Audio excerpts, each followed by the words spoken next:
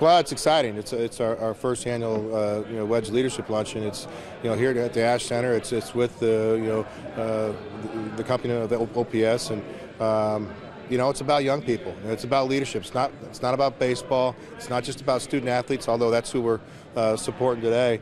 It's about Fort Wayne stepping up and providing leadership. It's something that's lacking in sports. It's something lacking in our country and the world.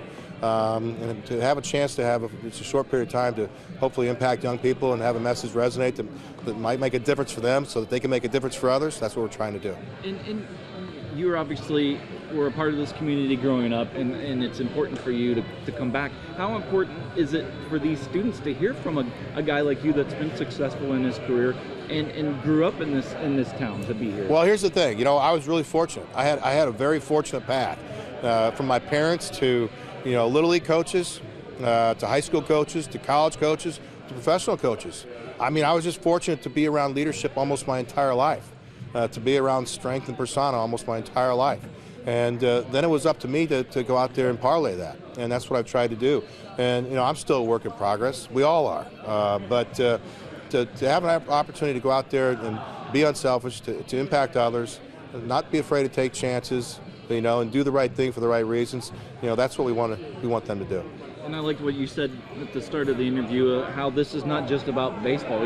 Most of your career obviously dealt with baseball, but how important is it to get the other students involved that for example, females that can't play professional baseball?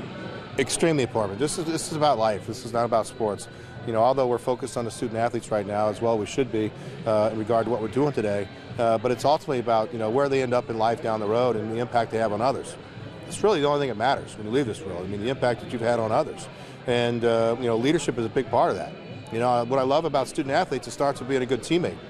You've got to be a good teammate first before you can understand what leadership's all about. Because leadership is about humility, is about learning, it is about toughness, and it's about being unselfish. So, all those attributes have to come into play. Absolutely.